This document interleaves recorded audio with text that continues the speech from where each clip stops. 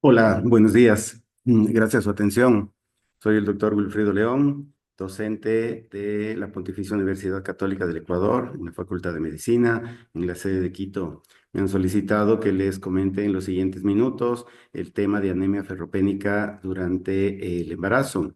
Este es un tema muy importante y en los siguientes minutos voy a intentar hacerles un recordatorio rápido de los puntos importantes de este tema.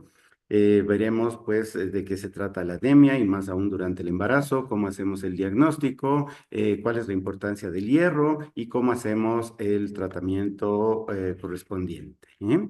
Pues entonces, avancemos. La situación mundial de la anemia realmente es un problema histórico que abarca a un altísimo porcentaje de la población mundial. La sintomatología no siempre es específica, la sintomatología podría ser difusa y eso hace que no siempre lleguemos a un diagnóstico demasiado oportuno ni rápido. Sin embargo, la anemia es conocida desde tiempos milenarios. Su prevalencia es extremadamente alta, siendo la más frecuente de todas las anemias.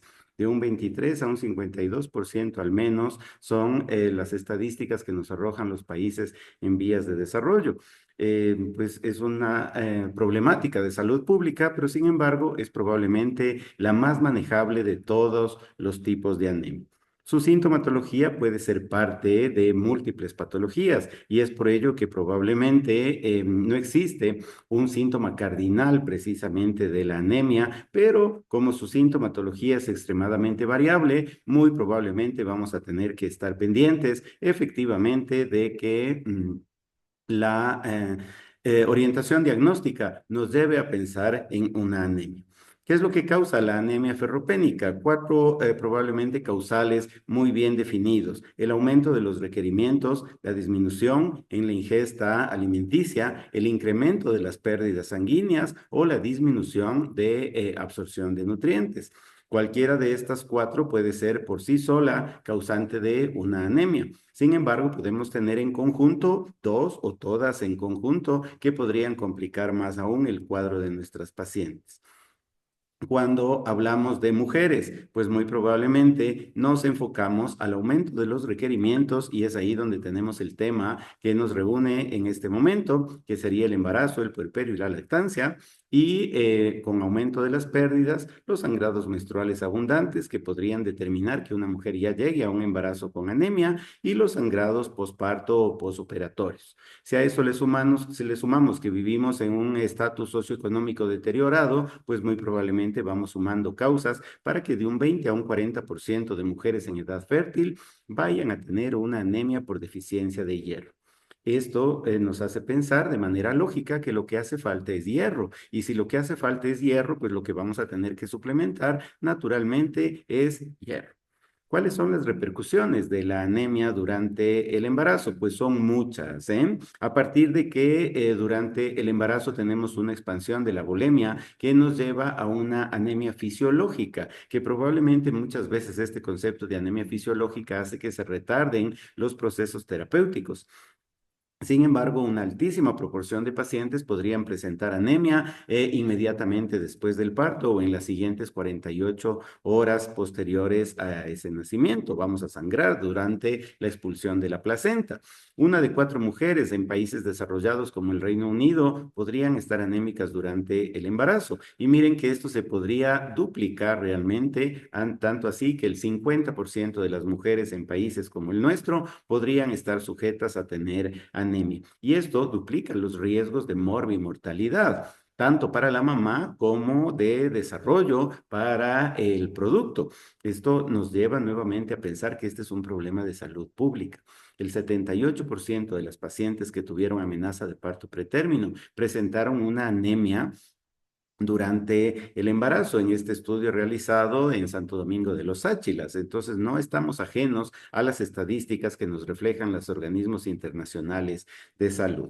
Cuando tenemos una hemoglobina mayor a 10, la prematuridad podría estar alrededor de un 7,6%, que no dista demasiado de aquella que no tenga hemoglobinas bajas. Pero cuando tenemos una hemoglobina de menos de 10 gramos por decilitro, la prematuridad podría duplicarse. Y naturalmente esto nos trae los enormes problemas de la prematuridad. El no tener acceso a control prenatal nos lleva a tener mayor incidencia de hemorragia posparto, mayor anemia posparto, como lo hemos mencionado previamente, y eso nos obliga a tener probablemente procesos transfusionales a disposición. Mujeres que sangran en exceso y que llegan a tener hemoglobina de menos de 7 gramos por decilitro, muy probablemente necesitan hemoderivados para compensar esa anemia. Y sabemos la dificultad de poder tener hemotecas y bancos de sangre en nuestras localidades. En el segundo trimestre se va a presentar con mayor acentuación la anemia fisiológica y esto va a influir en el crecimiento infantil postnatal, teniendo diferencias significativas en las medidas de la circunferencia cefálica, lo cual muy probablemente explica por qué en los países tercermundistas siempre hacemos malas elecciones cuando tenemos votaciones cercanas. Dentro del control prenatal, pues deberíamos completar los 5 controles prenatales para poder tener realmente acciones efectivas que impacten de manera significativa sobre la salud de esa mujer.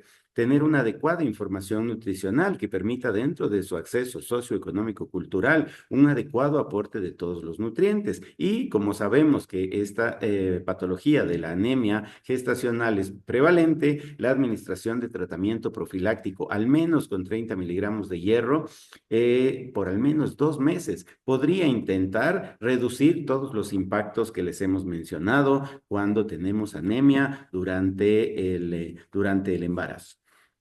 También tenemos una relación muy bien descrita en la literatura médica de la anemia junto con la preeclampsia. La preeclampsia también es otra de las patologías y la primera patología que mata a mujeres embarazadas en nuestro país. De ahí que es extremadamente importante que podamos hacer un diagnóstico y una corrección rápida y oportuna de los problemas de anemia. Muchos nacimientos terminarán en cesárea. Esperamos que la gran mayoría sean partos vaginales, pero cuando tenemos cesáreas, sabemos que la pérdida sanguínea va a ser mucho más significativa y si es que esta paciente ya llegó con una anemia a su procedimiento quirúrgico, con toda seguridad vamos a tener severas dificultades en el puerperio. Es por ello que una anemia preoperatoria es un factor independiente y sobre todo determinante del aumento de las complicaciones, la prolongación de de la estancia hospitalaria de la gestante y un aumento considerable de la morbimortalidad materno-neonatal. De ahí que tenemos que tomar acciones rápidas porque la suplementación con hierro no es las terapéuticas más rápidas y efectivas que tenemos dentro de la ciencia médica y necesitamos un mínimo de 28 a 30 días para poder corregir el estatus de hierro antes de tener una intervención electiva. Pero como sabemos, además que los nacimientos no son en la gran mayoría de los casos programables, pues es importante hacer un diagnóstico y una corrección precoz. ¿Cómo hacemos esta corrección? Pues con ferroterapia oral. Es el tratamiento de elección para una anemia preexistente, para una anemia que se diagnostica durante el embarazo y sobre todo si tenemos algún procedimiento preoperatorio ginecológico u obstétrico, pues tenemos al menos 30 días para incrementar esas cifras de hemoglobina con un muy buen nivel de evidencia. Cuando tenemos intervalos preoperatorios más cortos, cuando tenemos emergencias, cuando tenemos una anemia de intensidad de moderada a grave, pues naturalmente la ferroterapia oral pasa a segundo plano porque nuestra primera elección va a ser la ferroterapia intravenosa. Estimular la eritropoiesis podría ser otra de las alternativas, pero esta debería estar a cargo del médico hematólogo. ¿Qué es lo que tenemos en la práctica básica, en el nivel más básico de la atención médica de las gestantes, a la cual mandamos a nuestros médicos rotativos, donde tenemos a nuestros médicos rurales, pues la suplementación de hierro? El hierro es un metal que tiene fácil pérdida corporal, pero que es de muy difícil incorporación a nuestro organismo. Tiene su símbolo químico, pues es curioso porque es probablemente una de las pocas patologías que se corrigen con con hierro. Es un metal plateado, maleable, tenaz, magnético, forma parte de uno de los elementos más comunes de la corteza terrestre, está asociado a muchas circunstancias de tenacidad, tiene una voluntad férrea, el Ironman que se realiza en nuestra costa, pues solamente aquellos que están muy bien preparados y que tienen una voluntad férrea, pues muy probablemente van a poder hacer esta carrera de superhéroes realmente. Es por ello que el hierro está asociado a esta circunstancia corporal de fortaleza. En la mujer, miren, sin embargo, necesitamos apenas 2,5 gramos de hierro para que el organismo de esa gestante funcione de manera correcta. Sin embargo, las necesidades que vamos a tener durante el embarazo van a ser mayores. El hierro tiene una fuerte reactividad por ser un metal que participa en la gran mayoría de los procesos metabólicos y catalíticos de nuestro cuerpo y es por ello que es potencialmente nocivo, de fácil pérdida, pero de difícil incorporación. Y es por ello que puede generar radicales libres, que estos radicales libres son los encargados de generar los procesos oxidativos en nuestro cuerpo. Y esto generalmente está asociado a los hierros ferrosos, a los hierros bivalentes, que es a lo que tenemos que poner atención cuando tenemos que escoger la terapéutica adecuada de hierro. El hierro ingresa de forma ferrosa y se va a transformar, ingresa de forma férrica y se va a transformar en ferroso cuando ingresa a nuestro organismo. Sin embargo, el hierro libre es tóxico y es por ello que a nivel del hígado con la heptacidina y la porfirina va a tener sus autorreguladores. ¿Dónde se almacena el hierro? Pues el hierro se almacena en la ferritina. Ese va a ser el hierro de reserva y el hierro NOEM de transporte. ¿Cuál es el más común? Que hacemos dosificación, pues la hemoglobina corresponde al 65% del hierro en nuestro organismo. El resto va a estar en los músculos con la hemoglobina y en el hígado con el citocromo P450. Es por ello que para valorar inicialmente el estatus de anemia, buscamos a la hemoglobina y al hematocrito. Pero si queremos valorar las reservas de hierro que tiene un paciente, independientemente de si sea gestante o no, pues tenemos que buscar a la ferritina. Vamos a, en una mujer gestante, a valorar las necesidades de crecimiento y metabolismo frente a las pérdidas fisiológicas naturales que va a tener esa paciente y patológicas que podría tener frente a una hemorragia posparto. Es por ello que este buen balance nos lleva a determinar que en el embarazo las necesidades nutricionales del hierro, inclusive durante la lactancia, van a ser muchísimo mayores comparadas con las necesidades de los hombres y con las necesidades de las mujeres en edad fértil. Estos requerimientos van a ir en aumento dependiendo del trimestre en el cual estemos evaluando a nuestro paciente. De ahí el mensaje de tener un control prenatal oportuno, precoz, adecuado, de calidad y de calidez que permita que diagnostiquemos una anemia en fases precoces para que conforme va aumentando el embarazo no tengamos que hacer correcciones abruptas ni que nos quedemos insatisfechos con un proceso de falta de corrección. Los primeros 1,000 días para el bebé, pues son fundamentales. ¿Y qué podemos hacer desde el área obstétrica para que estos ecuatorianos que van a nacer potencialmente hijos de madres anémicas tengan el menor impacto negativo? Pues el pinzamiento oportuno del cordón umbilical. Pinzar el cordón umbilical cuando haya dejado de latir o cuando al menos hayan transcurrido 2 minutos del nacimiento, muy probablemente genera una transferencia de reservas al producto que evitan la anemia en los 5 primeros años de vida. Y naturalmente el fomento y la implementación de la lactancia materna van a ser fundamentales para que podamos tener los primeros 1,000 días de vida de un bebé con la mayor cantidad de hierro posible.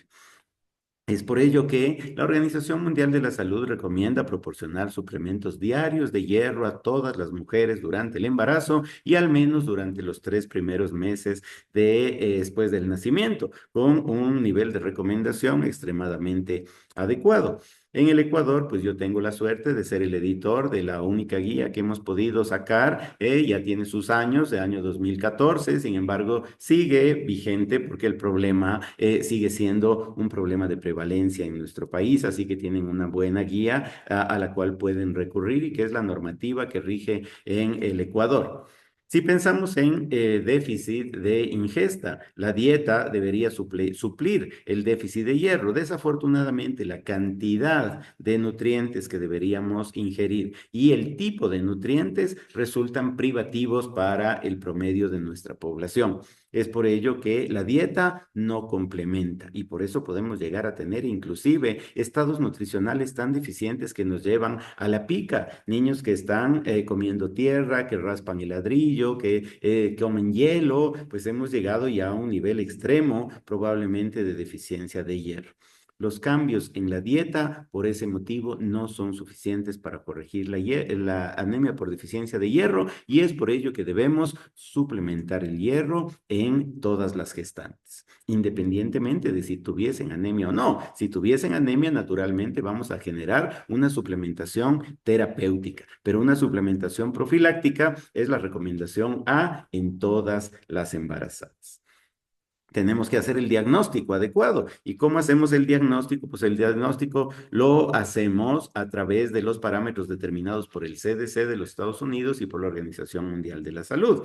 Un hematocrito reducido, una hemoglobina baja, un volumen corpuscular menor de 79, una concentración sérrica de ferritina en niveles inferiores, la transferrina reducida, el porcentaje de fijación de hierro mayor a 380 picogramos y un índice de saturación menor a 20%. Podrían ser los parámetros completos que deberíamos valorar dependiendo de la paciente. Naturalmente, la biometría hemática nos arroja datos extremadamente importantes que ya son la parte fundamental, básica dentro de la atención primaria de salud. La anemia es deficiencia de glóbulos rojos y si es que estos eritrocitos se forman a nivel de la médula ósea, el proceso que tiene que seguir un glóbulo rojo para finalmente salir a la circulación, pues es bastante largo, es bastante extenso, va a vivir apenas 120 días, pero hasta que puede ser arrojado a la circulación y que pueda cumplir las tareas de llevar oxígeno y nutrientes a todo nuestro cuerpo, pues hace que sea muy difícil la corrección. Y es por ello que otro parámetro que podemos tener en la biometría hemática es el aparecimiento de formas jóvenes con reticulocitos en números superiores a lo normal. La anemia por deficiencia de hierro habitualmente cuando empieza a tener una larga evolución va a tener la característica de ser microcítica e hipocrómica. Entonces, la anemia la determinamos por el hematocrito y la hemoglobina, por el volumen corpuscular medio vamos a determinar el tamaño del glóbulo rojo y con la concentración media de hemoglobina podemos determinar la coloración. Esa hipocromía va a determinar una capacidad de que podamos hacer un diagnóstico oportuno de la anemia más común, de la anemia más tratable durante el embarazo, la anemia que tiene deficiencia de hierro. Por eso es que si encontramos que la hemoglobina, que es el parámetro M más frecuente de poder determinar en la embarazada, está bajo, podemos buscar entonces el nivel de ferritina y tenemos que compensar la hemoglobina hasta que los niveles de ferritina estén dentro de lo normal. No podemos conformarnos solo con que la hemoglobina y el hematocrito hayan regresado a valores normales, porque probablemente todavía la capacidad de ahorro del cuerpo de esa gestante no está en sus niveles más adecuados. Es por ello que de una deficiencia de hierro podemos pasar a una depresión de hierro, a una deficiencia de hierro sin anemia y probablemente el estado más avanzado de deficiencia de hierro, la anemia por deficiencia de hierro, que es la que ya se pone de alguna manera sintomática y que empieza a generar todas las repercusiones que hemos mencionado. Es por ello que el manejo que debemos realizar de la anemia por deficiencia de hierro es bien conocido, probablemente desde el siglo XVII. Ya el profesor Sydenham mencionó que a esta patología pues hay que ponerle fe, hay que ponerle hierro. Sin embargo, el hierro, como lo hemos mencionado, es tóxico, es un metal que no es de fácil asimilación y es por ello que podemos tener tres alternativas terapéuticas: la vía oral, la vía parenteral o la vía transfusional, que sería nuestro último recurso para aquellas pacientes que están con una anemia extremadamente severa. La ruta más asequible, la más barata y la que tenemos en la atención primaria de salud, que es para la que preparamos a nuestros médicos, es la vía oral. Y en el estómago el hierro se reduce de férrico a ferroso. Los alimentos ingresan en estado férrico, por eso la lógica es dar un hierro férrico, para que a nivel estomacal se transforme en ferroso y este pueda entonces empezar su proceso de absorción y de metabolización. La vía principal va a ser unidireccional de la transferrina del plasma al eritrocito o al macrófago y esta de regreso al plasma. El almacenamiento va a estar en los sitios conocidos, los macrófagos del hígado, la médula ósea, el vaso, los fagocitos. En la embarazada el hierro es captado por receptores de transferrina y pasa unidireccionalmente a la transferrina fetal. Es por ello que una condición materna deteriorada en cuanto al estatus de hierro hace que los bebés también tengan las complicaciones de peso bajo, parto pretérmino y demás complicaciones mencionadas. Los suplementos de hierro tienen que, por la característica de metal que tiene el hierro, tienen que ser administrados idealmente con estómago vacío, una hora antes de la ingesta o con una fuente de ácido ascórbico que podría maximizar la absorción, lo cual es un poco difícil durante el embarazo por los procesos de emesis que pueden estar asociados durante el embarazo y evitar la toma conjunta con café o con té porque pueden reducir su capacidad absortiva.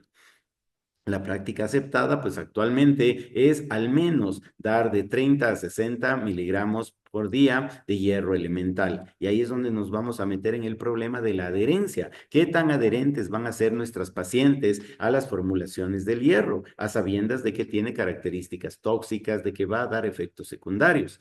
Esta adherencia, pues, es el verdadero problema que tenemos en nuestra población. Y esto probablemente mucho depende del tipo de hierro que vamos a suplementar a las pacientes, ¿eh? Es por ello que en la mente de los médicos se nos hace un nudo tantas alternativas que podríamos tener.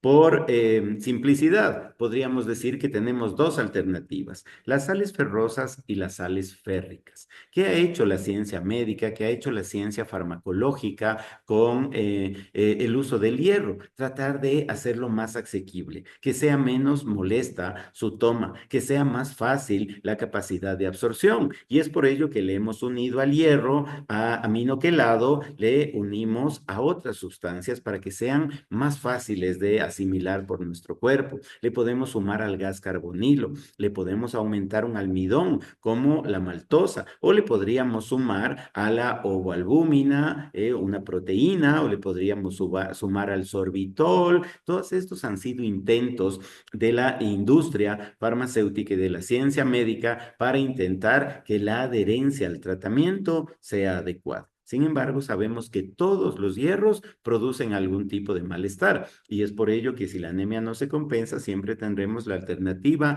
de los hierros parenterales.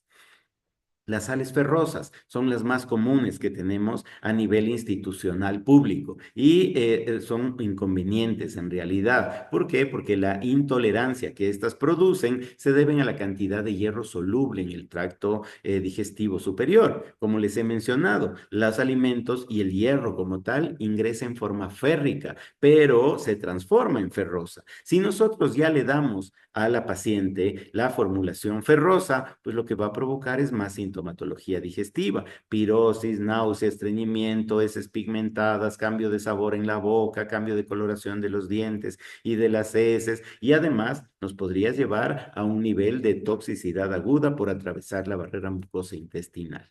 Las sales férricas, en cambio, como son trivalentes, van a tener que transformarse en la luz intestinal a bivalentes, pasan a ferrosas y esta sería la mejor alternativa terapéutica cuando podamos escogerlas. Desafortunadamente, pues aumenta el costo de esta formulación y pues aunque tenga un potencial de intoxicación muy bajo, no va a ser probablemente la más asequible. No son comparables las formulaciones. ¿Por qué? Porque si tenemos 100 miligramos por día de sulfato ferroso, de hierro férrico necesitamos mucho más, porque este se va a tener que transformar en ferroso a nivel intestinal.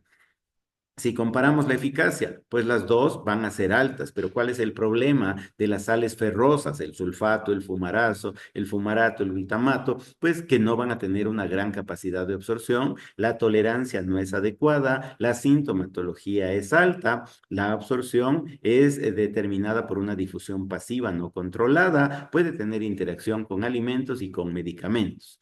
Las sales férricas, de las cuales probablemente el hierro polimaltosado es el más asequible, es de alta eficacia, pero reduce notablemente la intolerancia gastrointestinal, considerando que además tiene menos interacción con alimentos y que no tiene interacción con medicamentos por su difusión activa fisiológicamente controlada. El mensaje sería entonces, si tenemos la posibilidad de escoger, adquirir sales ferrosas o sales férricas para nuestras instituciones, debería ser la sal férrica la mejor opcionada porque va a generar mejor respuesta en la paciente, mejor capacidad de adherencia y mayor potencial de corrección de la anemia. Si pensamos en los hierros parenterales, pues esta es una alternativa cuando la ferroterapia oral ha sido insuficiente, no tolerada o tenemos casos de extremadamente urgencia que necesitan una rápida compensación con cantidades altas de hierro o circunstancias de mala absorción. Tenemos la alternativa del hierro intravenoso y del hierro intramuscular. Entre las dos, el hierro intravenoso, porque el hierro intramuscular es doloroso, genera tatuaje y su biodisponibilidad no es tan satisfactorio como la intravenosa. Sin embargo, es tóxico y eso hace que le tengamos bastante temor al hierro parenteral por las reacciones idiosincráticas o shocks anafilácticos que podrían generar en una pequeña proporción de pacientes, pero que no pueden dejar de ser consideradas. La administración parenteral en el segundo y tercer trimestre, pues probablemente es la alternativa cuando tenemos urgencia, pero siempre tomando en consideración estos efectos adversos importantes. Si tenemos que escoger el hierro parenteral, que no es precisamente la alternativa para la práctica cotidiana básica primaria, pues tenemos hierro dextrano, tenemos el gluconato férrico sódico, el hierro sacarosa y el hierro carboximaltosa. De estas alternativas, ¿cuáles son las que mejor han tenido recuperación del estatus de hierro? Pues el hierro sacarosa fue inferior la capacidad de absorción que la carboximaltosa. Entonces, ¿cuál es la que tenemos que escoger? El hierro carboximaltosa, por ser mejor tolerado, por ser más conveniente y con este tipo de correcciones, nuestro control post-administración debería llevarnos al menos un tiempo de 4 a 6 semanas mínimo para esperar que el estatus de hierro pueda ser corregido. ¿Y hasta cuándo vamos a compensar? Hasta que tengamos los valores de ferritina en la proporción adecuada, en la proporción correcta. ¿Cuál es el que mejor corrige de los hierros orales? El hierro férrico. ¿Cuál es el que mejor corrige de los hierros parenterales? El carboximaltosa. La atención que ustedes brinden a nuestras pacientes gestantes redundará en un adecuado nivel de atención de los estados tan sensibles que tenemos en una población que tiene que ser atendida con la mejor calidad, como es el binomio madre e hijo. La anemia por deficiencia de hierro tiene que ser superada en los países tercermundistas, en los países que tenemos dificultades políticas, económicas y sociales, y eso muy probablemente depende en gran medida de las buenas acciones médicas que podamos tomar. Espero que esta información haya sido un buen recordatorio de este tema y que sea de su total provecho. Muchísimas gracias por su atención.